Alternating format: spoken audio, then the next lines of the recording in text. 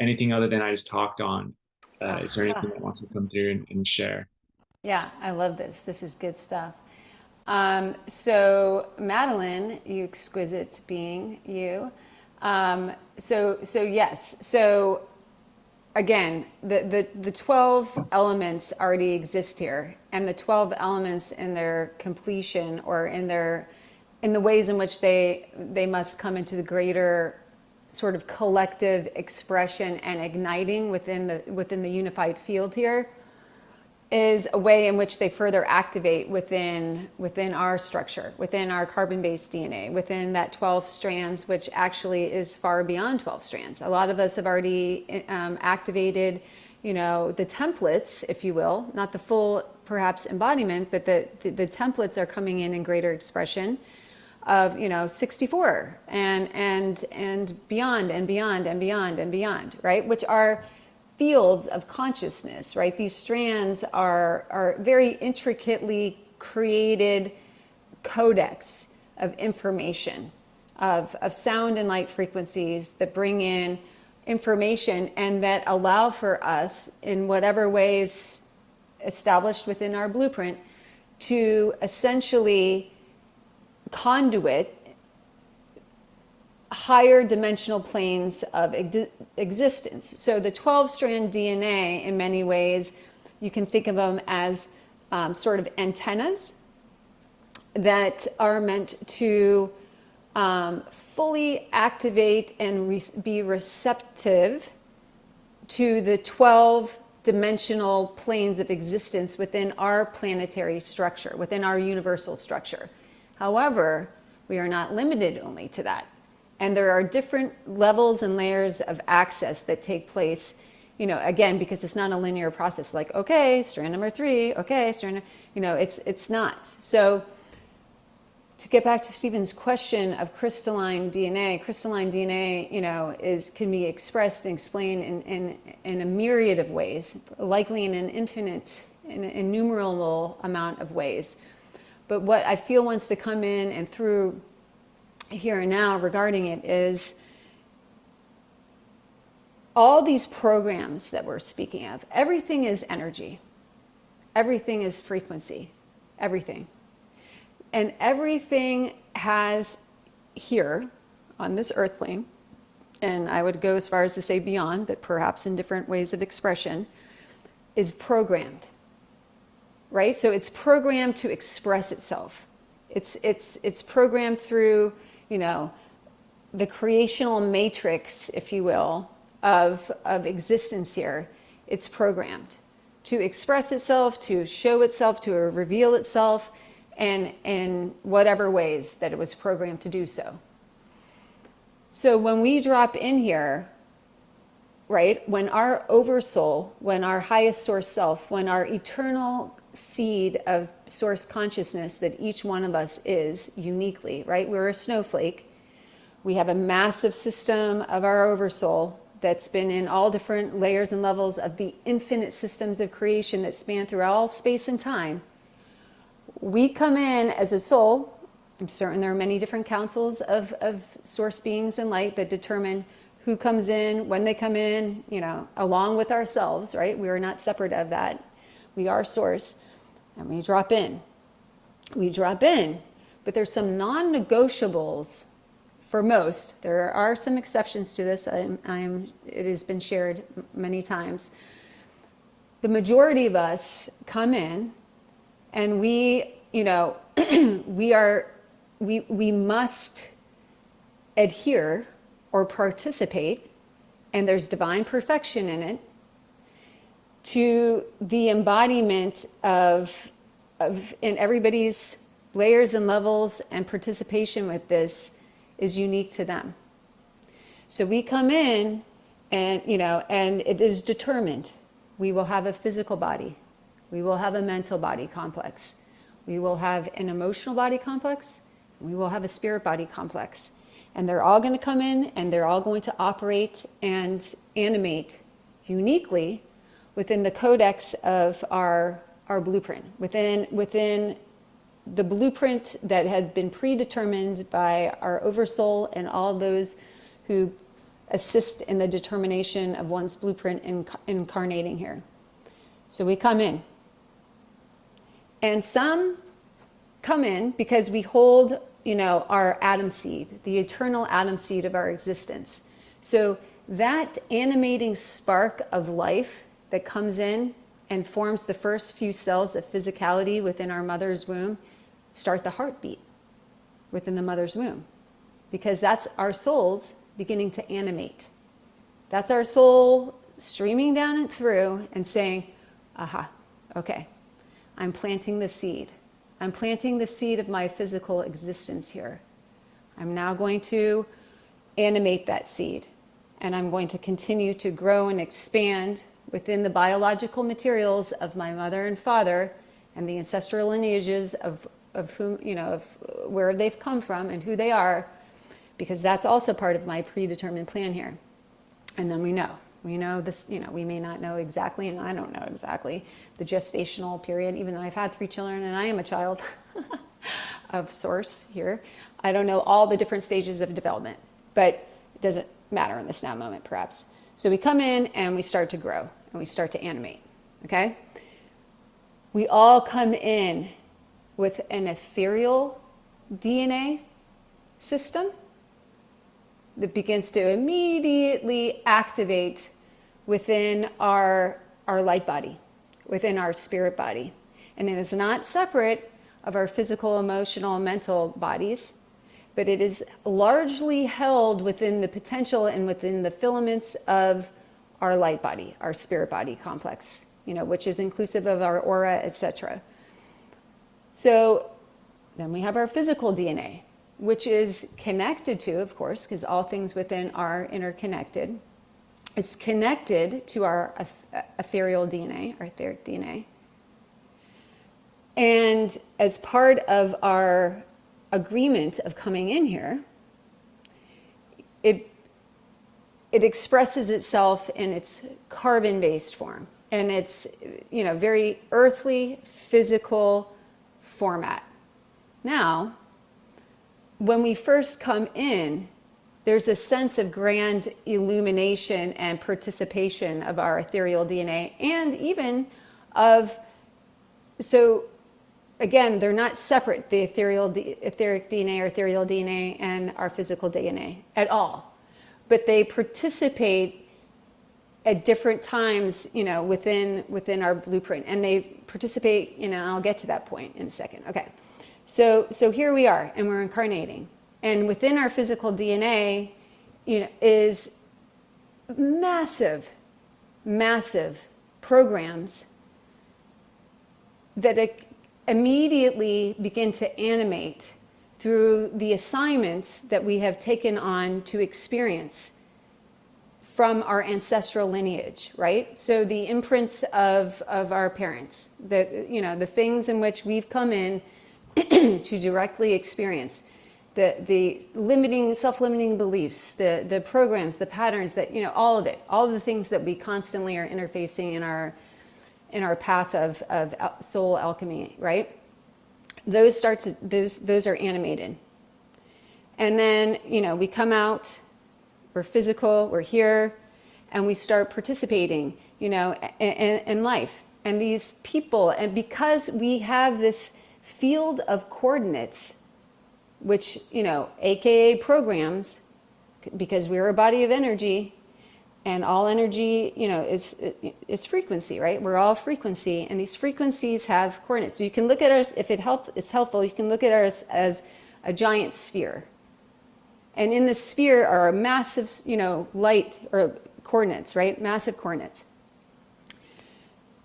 So we are magnetized, as we know our external reality is a direct reflection of the coordinates that exist within our hologram. So we're going to draw the people, we're going to draw the experiences, we're going to draw the mean girls on the playground, because we have the coordinate of I'm going to have experiences of what it's like to be shunned and made fun of and excluded. We draw the coordinate of, whatever, right? And. So there are certain glitches, if you will, constantly in the matrix, whereby, there may be a caveat or an addendum to the blueprint or a coordinate, that shifts from the original sort of expression of how your system of coordinates came in. But for the most part, we're on a trajectory to experience all these coordinates. And then we start to store, and we start to get more imprints. And these imprints are imprinting within our carbon-based DNA, within our physical body. And then those imprints, that we take on here in our physical existence are imprinting within our physical DNA. Are imprinting within our physical DNA, which then means they're imprinting within our physical, emotional, mental bodies, right? And there's not a separation of the interfacing of the spirit body. And in these imprints, as we know here, in this system of massive duality and polarity, in this system, there becomes more or felt sense of separation from our spirit body, from our light body, and our emotional body, mental body, and physical body, because these programs are of duality and of separation largely. And duality and separation creates duality and separation within our participation of what is meant to be a unified, cohesive field of mind, physical, mental, emotional, and spirit body. So we accumulate. And we'll, naturally and organically heal certain things along the way, right? Unbeknownst to us that we're even doing it. And then we reach a point, some never reach this point because they didn't put it in their blueprint to do so. But those of us that are here right now are participating in this, whenever our point hit of, oh, I'm going to awaken now. So then we start to recognize, whoa, hold on a second. This whole system I know I participated in, and somehow I identify as it, and yet I know that there's this other thing, this person who right now, or this being, or who's even having this conversation about this person who doesn't seem separate of me, but does seem separate of me, right? So we start to recognize ourselves as our highest selves. We start to recognize that there is a witnessing presence to this experience. But then we also are like, but wait, this is me in some way, right? So we get to that point where we're like, ugh, whoa, right? And we start to recognize that this is heavy, that we're wearing like the heaviest set of armor that was ever created. And somehow, even though we may not know how or who or when or why, it's our job to take off this armor, to peel away the layers of the onion, so to speak, right? So that's when we start to activate. In those moments of awareness, that's when we start to communicate instantaneously to our ethereal DNA, to our spirit body, to our highest source self and oversoul that are here and present and awaiting the homecoming. Guys, it's time. We're going to start transitioning the carbon-based DNA into the crystalline DNA, right? Which means we're going to start doing the heavy lifting of all these programs, ancestral, collective, soul. We're going to lift them. We're going to transmute them. We're going to integrate the wisdom. So the process of, and I'm simplifying it here, obviously, for self and all. The process of transitioning from carbon-based to crystalline is the homecoming and the greater and greater and greater full acceptance, embrace, in identifying with ourselves as our highest source selves, in the identifying of ourselves as an eternal source being of pure love, light, and animating a human format and a human experience. And it's in that, because we're that powerful, because one might be like, well, that doesn't make any sense scientifically. Well, that's okay, because there are things that science is in the process of bridging right now, right? So that's when it starts to happen. The ethereal DNA has been hanging out here and like, okay guys, when are we going crystalline, right? So we start to bring in and activate as we lift these programs out of course, the whole, point of them for the most part was to expand our consciousness, to expand the depths of our awareness of what is love as we express the polarity of, as we embody and experience the polarity of love. There's more depths to love and joy and freedom and sovereignty and peace when we've experienced the true physical muck and whir of the polarity of that, which of course we know we all do on a daily basis in great ways here as an earth incarnate, right? So we bring in and we hold on and integrate the wisdom. And as we're doing that, this whole system takes place. The carbon, the densities and the quantum entanglements into all these matrices of the collective emotional body, and the collective mental body, and the collective physical body, and the collective spirit body, are all in, so we lift up and we say, okay, right? I'm disentangling. I'm melting away those densities. I'm reprogramming. I'm the programmer of my supercomputer. I'm reprogramming. I'm wiping those, inscriptions of density that were programmed in my DNA. I'm clearing it out so that I can activate. Now, what is referred to as junk DNA, of course, couldn't be anything more different than junk DNA. That's the spaciousness that exists within our carbon-based DNA that we can think of as the medium, and not in its totality, because there's lots of different layers to this, but this is what wants to come in this moment. There's a part of that junk DNA that is the bridge to assist in the transition and the communication and in the filaments to pull the full potential of our ethereal DNA, which holds our monadic template in the highest expression of our crystalline nature and blueprint, and resurrect it so that now more and more, the carbon-based, which is just a denser form that holds all these patterns, transitions into its highest processing speed, if you will, right? Its highest expression of light and sound. There are lots of other ways to express and bring forth information on the intricacies of crystalline DNA and carbon-based DNA.